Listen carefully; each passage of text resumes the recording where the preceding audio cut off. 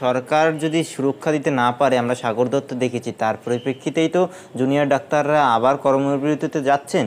তো সরকার যদি ব্যর্থ হয় সুরক্ষা দিতে, তাহলে তারা কোন ভরসায় যাবেন? আবার মানে আসল কথাটা এবার বেরোলো, ডাক্তাররা সুরক্ষা চাইছে রোগীদের থেকে, রোগী পার্টির থেকে, পেশেন্ট পার্টির থেকে ওদের সুরক্ষা দরকার। রেপিস্টের থেকে সুরক্ষা দরকার নেই, ধর্ষকের থেকে সুরক্ষা দরকার নেই। রোগী পার্টি এসে তাদেরকে একবারের বেশি দুবার জিজ্ঞাসা করবে, মারা গেলে জিজ্ঞাসা করবে যে কেন মারা গেল, জিজ্ঞাসা করবে যে আচ্ছা এই যে এখানে আপনার বলেছিলেন যে এখানে স্যালাইনটা দেওয়ার কথা বা এই ওষুধটা দেওয়ার কথা, দেওয়া হয়েছে কিনা।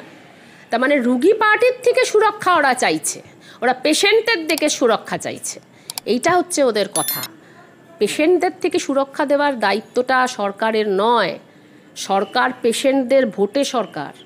সেই পেশেন্টের পরিজনরা এসে যদি 20-25 জন এসে মারধর করে, সেটাও সরকার সেই দায়িত্বটা নেবে না? হ্যাঁ, তাহলে যারা মারধর করবে তাদেরকে গ্রেপ্তার করবে, যারা মারধর করবে গ্রেপ্তার করবে। কিন্তু তুমি তোমার বাড়ির লোককে নিয়ে যখন যাচ্ছ, তার পেছনে 10টা বডিগার্ড থেকে যাবে ডাক্তারদের, তুমি তো মারধর করোনি, তুমি তো জিজ্ঞাসা করছো যে আচ্ছা প্রেসক্রিপশানে এই যে লেখা আছে, আমি না বুঝতে পারছি না ডাক্তারবাবু, আরেকবার বলবেন কি লেখা আছে। এবার ওনার পেছনে 10টা বডিগার্ড, তারা বলবে এই তোমাকে বলে দেওয়া হয়েছে চলে যাও। তুমি মারধর করলে তোমাকে এফআইআর করবে, সেটা সরকার করবে, সেটা পুলিশ করবে।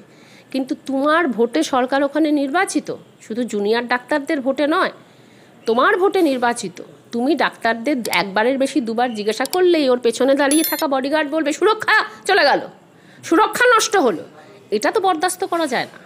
কিন্তু আগে গ্রেপ্তার করবে, তার আগে যদি আমরা ডাক্তারদের কথাও একটা কথা আছে যে রোগী মানে চিকিৎসা কোন বড় কঠিন হওয়ার আগে থেকে যদি সেটার প্রতিকার করা যায় সেটা সব থেকে ভালো। তো আগে যখন মারধরটাই যদি এড়ানো যায়, তাহলে তো গ্রেপ্তারের প্রয়োজন পড়বে না। মানে রাস্তায় ঘাটে তাহলে তো থানা পুলিশ সব তুলে দিতে হবে গো। রাস্তায় ঘাটে এই যে আমি অটো নিয়ে এলাম, আমার সাথে অটোওয়ালার একটু বচসা হলো, আমি খুচরো দিতে পারলাম না। এবার দেখা গেল সেটা হচ্ছে যে উনি মেনে নিলেন, আমার সঙ্গে একটু তর্ক বিতর্ক হলো, আমি 1 টাকা খুঁজে পেতে দিলাম, মিটে গেল। এবারে কখনো দেখা গেল যে আমি এমনই একজন যাত্রী মেরে দিলাম অটো ড্রাইভারকে, বা উল্টোটা হলো, অটো ড্রাইভার এমনই একজন অটো ড্রাইভার আমাকে মেরে দিল, তখন থানা পুলিশ হবে। এটাই তো যে কোনো সিস্টেম, এটা তো যে কোনো ক্ষেত্রে সিস্টেম, যে একটা নর্মাল সিস্টেম চলে একভাবে, খুন জখম হলে আমরা থানা পুলিশে যাই। ডাক্তাররা কি নর্মাল সিস্টেমের বাইরে যে তাদের জন্য 24 ঘন্টা বডিগার্ড লাগবে? রেপিসদের থেকে বডিগার্ড না রুগীদের থেকে বডিগার্ড 24 ঘন্টা? রুগীরা কেউ ক্রিমিনাল নয়, রুগীরা আপনাদের কাছে জানতে চাইবে, আপনারা রুগীদের পয়সায় আপনাদের মধ্যে একটা বড় অংশ রুগীদের আপনারা দয়া করছেন না।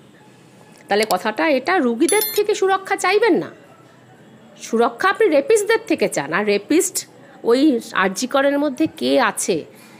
ভেতরেই তো ছিল, বাইরে থেকে তো কেউ রেপ করে চলে যায়নি, ভেতরেই আছে, একজন ধরা পড়েছে। তাহলে এই ব্যাপারগুলো কি সিবিআই ওই তিলোত্তমার বন্ধু বান্ধব যারা পরিচিত ভেতরে আছে তাদের মধ্যে কতজনকে জিজ্ঞাসাবাদ করেছে? এটা আমরা জানতে চাই সিবিআই এর কাছে। সিবিআই কি কিছু ধামাচাপা দেওয়ার চেষ্টা করছে? সিবিআই কি কিছু আড়াল করার চেষ্টা করছে? জুনিয়র ডাক্তারবাবুরা কি আজকে কিছু আড়াল করার চেষ্টা করছে? এটা আমরা বুঝতে পারছি না, এটা আমরা বুঝতে পারছি না। এবং সবথেকে বড় কথা, আমি এখনো পর্যন্ত কিছু প্রমাণ করতে পারবো না। তুমি হয়তো জানো, সেটা হচ্ছে যে সর্বোচ্চ আদালতে এক ধরনের অন্য বিষয় হচ্ছে, আর যেখানে সিবিআইকে জিজ্ঞাসা করছে কলকাতার যে জুরিসডিকশন, সেখানে যখন জিজ্ঞাসা করা হচ্ছে, সিবিআই কিন্তু কিছু দেখাতে পারছে না। এবার আদালত থেকে তাকে বলা হচ্ছে তুমি এরকম করো না, তুমি ঠিকঠাক করে যাও, আমাকে সব কিছু যা যা তথ্য আমি চাইছি আমাকে দাও, আমাকে সন্দীপবাবুর বয়ান দাও, দিতে পারছে না, আবার জেসি হয়ে যাচ্ছে। তাহলে কথাটা হচ্ছে সিবিআই এখনো পর্যন্ত না কিছু প্রমাণ করতে পারছে, না তদন্তের কোনো তথ্য দিতে পারছে। গতকাল সর্বোচ্চ আদালত বলল যে তুমি সরকারকে জানাও, তুমি তো অনেক কিছু বার করেছো, তাহলে সরকারকে জানাও যে আমার মনে হয় যে এই হাসপাতালে বা আরজি করে মাথার ওপর এই 7টা লোক বসে আছে যারা এই ধর্ষণের সঙ্গে যুক্ত, অতএব তাদেরকে একটু আপনারা সরাবার ব্যবস্থা করুন, তাদের নামগুলো দাও। গতকাল তো আদালত বলেছে। তুমি সবই গোপন রাখছো, সবই বলছো তদন্তের খাতিরে গোপন রাখছি, প্রভাবশালী এরা তার জন্য গোপন রাখছি। এবার আমরা তো কিছুই জানি না, তুমি উদ্বাহু হয়ে নৃত্য করে যাচ্ছি, যা খুশি গল্প বলছি। গোপন করলে বা সিবিআই কিছু ধামাচাপা দিতে চাইলে সেটা তো তাহলে শাসক দলের সুবিধা যায়। না না স্বাস্থ্য দপ্তরের কেউ না, এখানে সেটা তো জড়িত আছে জানি না, কিনা? সেটা তো জানি না যে সরকারের সুবিধা নাকি ওখানে যারা জুনিয়র ডাক্তারবাবুরা যারা আন্দোলন করছেন তারা তো ওখানে তিলোত্তমার বন্ধু বান্ধব, তারা তো ওইখানে যা চলতো বা হচ্ছে সবই তারা জানে। তাহলে তারা কিছু আড়াল করছে কিনা সেটা তো আমি বলতে পারবো না, সেটা তো সিবিআই এর জানার দরকার। এখানে তো শুধু একটা পক্ষ নয় সরকার। আর একটা বিষয় দেখা যাচ্ছে, যখন এই কর্মবিরতি ডাকা হয়েছে, কর্মবিরতি শুরু হয়ে গেছে, তার সঙ্গে সঙ্গে ফের রাত দখলের ডাক দেওয়া হয়েছে। মহালয়ার দিনেও মানে আন্দোলনে থাকবেন, এই কথা বারবার বলা হচ্ছে আন্দোলনকারীদের তরফ থেকে। মানে আমি এক কথায় যেটা বলবো সেটা হচ্ছে যে এইটা এক ধরনের ক্রিমিনাল অ্যাক্ট, এটা এক ধরনের অপরাধমূলক অ্যাক্ট। মানে রাত দখলটা এই যে ক্রমাগত আমি বলে যাচ্ছি আমি কর্মবিরতি করব, রাত দখল তো সাধারণ মানুষ করেছিল, ওরা তো সেটাকে রাজনীতির দিকে টেনে নিয়ে চলে আসলো, মমতা ব্যানার্জিকে পদত্যাগ করতে হবে অমুক তমুক।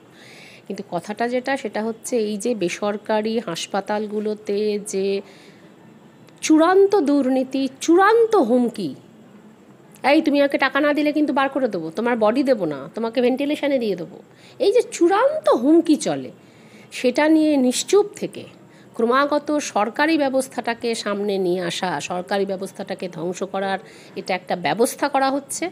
তারা কার হয়ে এজেন্সি করছে আমরা জানি না, তারা জুনিয়র এই শব্দটা ব্যবহার করছে, লোকের সিম্প্যাথি নেওয়ার চেষ্টা করছে।